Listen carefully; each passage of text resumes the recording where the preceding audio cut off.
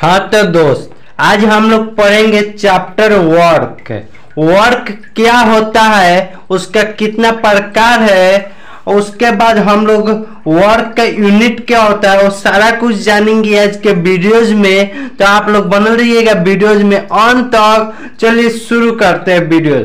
तो पहले जानते हैं वर्क। वर्क होता क्या है, What is work क्वेश्चन पूछेगा तो आप लोग क्या लिखेंगे। तो work is said to be done if the force applied on an object make the object move in the direction of the force. ये आप लोग का डिफिनेशन हो गया वर्क का। Work is said to be done if the force applied on an object makes the object move in the direction of the force. उसका प्रकार कितना है, वर्क कितने प्रकार का होता है। ठीक, तो हम लोग यहाँ पर तीन तरह का वर्क देखने को मिल रहा है।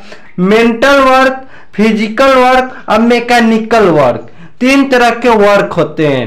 तो मेंटल वर्क में क्या होता है, वर्किंग ऑन अ कंप्यूटर। जो हम लोग कंप्यूटर पर काम करते हैं वो मेंटल वर्क हो गया। अब physical work, unsuccessfully pushing a box. जो हम लोग कोई भी सामान ढो कर लेके जाते हैं, मतलब कि मैनुअली करते हैं, उसको हम लोग क्या बोलते हैं, फिजिकल वर्क। जैसे आप लोग रनिंग करते हो या आप लोग कोई भी सामान है उसको आप लोग सर पर रख के लेके जाते हो या कोई सामान धक्का दे के लेके जाते हो, वो क्या हो गया, सब फिजिकली वर्क हो गया। और मैकेनिकल वर्क, सक्सेसफुली मूविंग अ सूटकेस।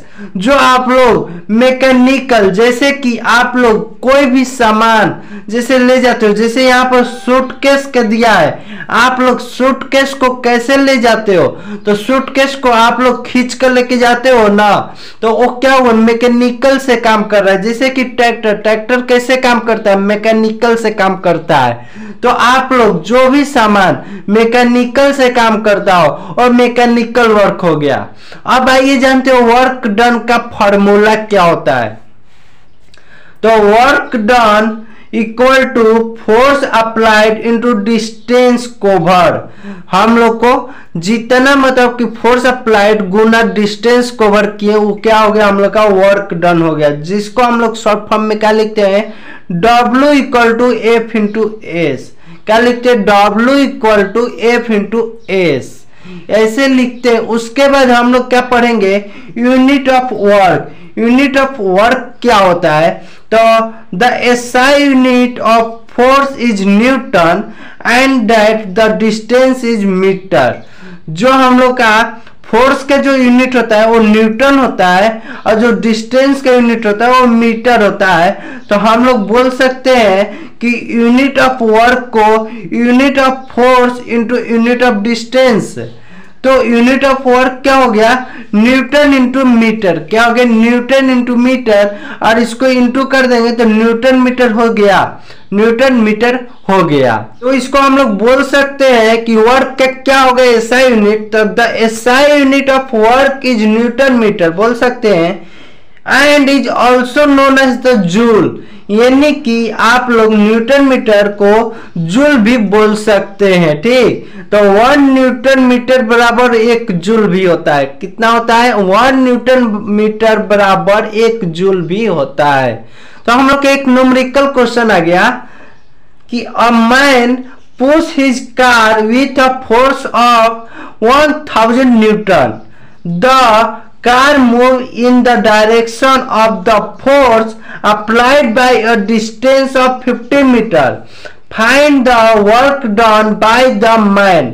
यानी कि क्या निकालने बोल रहा है, वर्क डन निकालने बोल रहा है। तो हम लोग का फोर्स कितने दिया है, 1000 न्यूटन दिया हुआ है, और हम लोग का डिस्टेंस कितने दिया है, 50 मीटर दिया हुआ है। तो हम लोग लिख सकते हैं कि गिवन में कि फोर्स बराबर 1000 न्यूटन और डिस्टेंस बराबर 50 मीटर, और वर्क डन का फॉर्मूला हम लोग पढ़े एफ इंटू एस।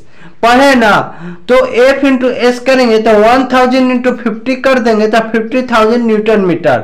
अब 50,000 न्यूटन मीटर है तो हम लोग उसको लिख सकते हैं कि 50,000 जूल, और 50,000 जूल है तो उसको किलो जूल में करने के लिए हम लोग 1000 से डिवाइड कर देंगे तो 50 किलो जूल आ जाएगा। तो ये हम लोग का हो गया आंसर। अब चलिए दूसरा जो क्वेश्चन है यहाँ पर, A girl leaves her school bag from the floor and keeps it on a table, and the table is 1 meter high.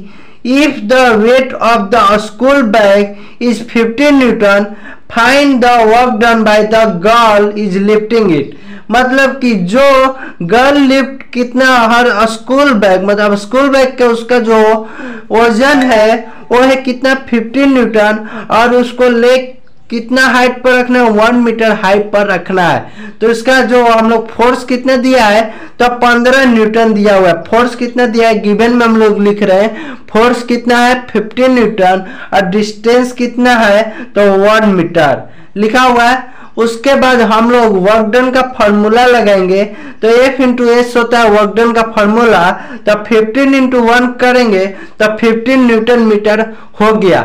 अगर 15 न्यूटन मीटर हो गया तो इसको अगर जूल में हम करेंगे तो 15 जूल हो जाएगा। ये हो गया हम लोग का आंसर।